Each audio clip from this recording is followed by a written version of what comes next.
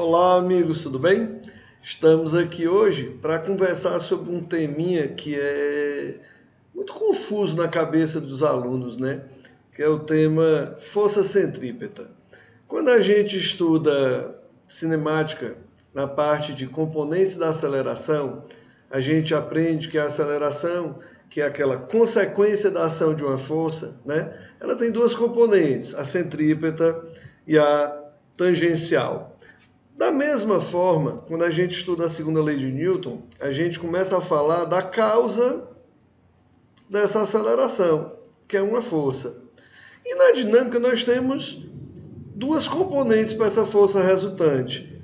A componente centrípeta, que ela é responsável para nos manter numa curva, e nós temos a componente tangencial, que ela age fazendo com que você tenha um movimento ou acelerado ou retardado, ou seja, ela está associada ao valor da velocidade, né? Da variação do valor da velocidade. Quando a gente vai analisar essas forças, por exemplo, quando a gente trabalhava com blocos e eu pegava um bloquinho aqui, essa força que está paralela ao meu movimento, ela está provocando uma aceleração. E o nome dessa aceleração, que nos livros a gente vê muito com o nome de aceleração tangencial, ela é a nossa própria aceleração tangencial, né? A aceleração escalar é a nossa própria aceleração tangencial. Então, veja que ela está tangenciando o movimento, ela está paralela ao movimento. Quando a gente vai falar, por sua vez, de curvas, de mudança de direção, entra no jogo uma forcinha que se chama força centrípeta. E a gente tem que tomar muito cuidado, porque lembre-se que quando a gente entra, olha essa animaçãozinha que eu estou fazendo aqui, tem uma curva, vem uma estrada com um carro, e nós temos uma curva a fazer. A nossa tendência inercial é continuar esse movimento. É por isso que nós que estamos dentro do carro sentimos uma sensação de expulsão. E você já deve ter ouvido diversas vezes: ai, é porque tem uma força centrífuga. Meu povo, vamos esquecer esse nome. Isso aí que está acontecendo é a inércia do movimento circular, a vontade de continuar o movimento, e o carro fez a conversão, nos dá essa sensação de expulsão. Nós temos que entender quem combate essa expulsão. E para isso, nós preparamos alguns exemplinhos e eu queria que você abrisse bem a sua cabeça. Se você quiser ter acesso a esses slides, sem nenhum problema, a gente pode te disponibilizar, tá? Vai lá no meu Instagram, @VascoVV, e pede inbox que eu te mando os slides com o maior prazer do mundo. Conhecimento que não serve os outros, não serve. Só relembrando, a força centrípeta, segundo o mesmo raciocínio da segunda lei de Newton, vai ser massa vezes a aceleração correspondente a que essa força provocou. E lá na cinemática vetorial, a gente aprendeu que a aceleração centrípeta podia ser calculada em função da velocidade linear ou em função da velocidade angular. Por isso que vem o mv2 sobre r, massa vezes a aceleração centrípeta, massa vezes a aceleração centrípeta. Meus amigos, olhem, por exemplo, esse corpo que está passando aqui num declive da estrada, como se você tivesse aí uma curvatura bem acentuada. Ora, se eu tivesse no plano horizontal, a normal e o peso se equilibrariam. Mas nesse caso aqui, como nós temos uma curva, a tendência inercial do corpo é ser expulso, ou seja, a normal que ele faz no piso vai ser maior do que a que ele faria se fosse no plano horizontal, porque ele vai sofrer essa expulsão. E essa normal aumentando, aumenta a normal reação. Então, as forças que nós temos agindo aqui no corpo, normal e peso. Como se trata de uma curva, tem que ter uma resultante para o centro. Qual seria a nossa equação desse movimento? O módulo da normal menos o módulo do peso. A essa resultante eu dou o nome de força centrípeta.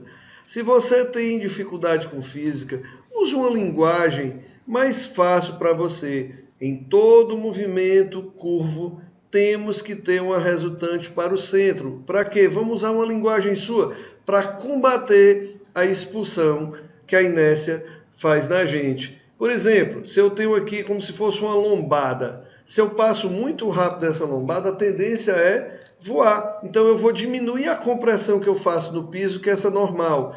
Não o peso. O peso é a terra agindo em mim. A normal ação. Se ela diminui, diminui a normal reação. Olha só. De maneira mais simples, se eu tenho uma curva e eu tenho que ter uma resultante para o centro, a equação desse movimento seria peso menos normal, força centrípeta. Lembre-se, sempre para o centro da curva nós temos que ter uma resultante para combater a ação da inércia. Por exemplo, uma pessoa com um barbante preso, você tem o peso e a tração.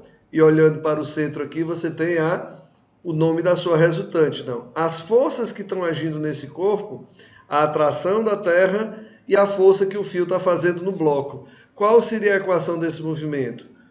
Peso mais tração, a soma desses dois valores é que vai ser a nossa força centrípeta. Então veja que a força centrípeta não é uma nova força que vai agir no sistema, é o nome da resultante que age ali, né? naquele sistema. Se eu tivesse um corpo passando pelo ponto mais baixo de uma trajetória circular preso por um fio, a tendência inercial dele é ser expulso da curva, ou seja, eu vou puxar mais o fio tem que fazer uma força maior. Mas se você fosse uma pessoa mais econômica no raciocínio, se tem que ter uma resultante para o centro, o módulo da tração tinha que ser maior do que o peso. Tração menos peso, força centrípeta. Imagine a gente quando entra nas curvas. A nossa tendência natural é sentir essa expulsão lateral. Se um carro começar a cantar pneu quando você está fazendo uma curva lateralmente, você está no limite de capotar. Você está quase vencendo o atrito estático máximo. Tá? Então, é por isso que quando a gente entra numa curva, a gente diz que quem nos mantém na curva, quem impede essa inércia, é a força de atrito estático.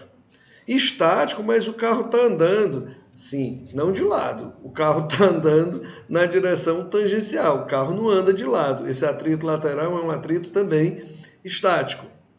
Tá? E imagina um looping. Ó, a Terra nos atrai, a normal ação no bloco é para cima, normal reação para baixo. Qual a equação que ia reger esse movimento?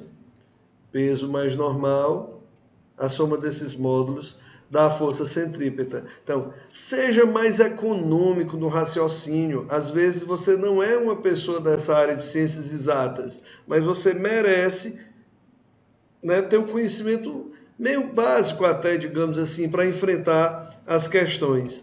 E aí eu coloquei aqui uma situação bem notável que aparece muito nas provas de vestibular, principalmente tradicionais, tá? Olha, quando a gente está no looping, do ponto mais alto, se eu diminuir a velocidade, a minha tendência de ter uma inércia cada vez menor vai acontecer. Por quê? Diminui a velocidade, diminui a expulsão. Chega uma hora que a normal fica tão pequena em relação ao peso, a compressão no teto fica tão pequena que a gente diz que ela é nula. Mas na realidade isso é só para facilitar as contas, tá?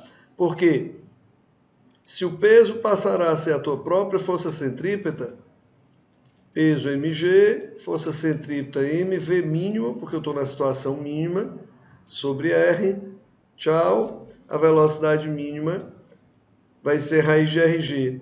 Como é que uma pessoa pode fazer uma questão bem inteligente sobre isso? Tentar dizer para você que as massas vão influenciar. Veja que a massa não faz parte do nosso cálculo, tá? É óbvio que numa aula bem rápida como essa, a gente está só despertando o conhecimento em você. Tranquilo? Não sei se vocês já observaram, quando a gente vai fazer uma viagem de avião, que o avião vai fazer uma conversão, ele toda vez dá uma inclinada, tá? Lateral. E por que isso acontece? Porque se é uma curva, vai ter inércia. O avião se mantém no ar graças a uma força que a gente chama de força de sustentação, que é uma força que existe devido à diferença de pressão, tá? Entre a parte superior e a parte inferior da asa. Mas o que eu acho mais interessante é você ver, ó, você vai ter a componente SY de sustentação e a componente SX, ela vai ser a nossa força centrípeta. Então, um avião, se ele não inclinar na curva, para fazer curva, ele não consegue fazer a curva. A física tem umas situações muito interessantes, galera. Ela explica muita coisa. Por exemplo, dá uma olhadinha nessa questão. Considere a figura a seguir, na qual é mostrado um piloto acrobata fazendo sua moto girar por dentro do globo da morte. Ao realizar o loop dentro do globo da morte, percorrendo a trajetória ABCD, ele pretende manter uma velocidade mínima. Se você não lembra mais, na velocidade mínima, a normal vai ser praticamente nula. O peso vai ser a tua própria força centrípeta. Então, mg igual a mv mínimo ao quadrado sobre r.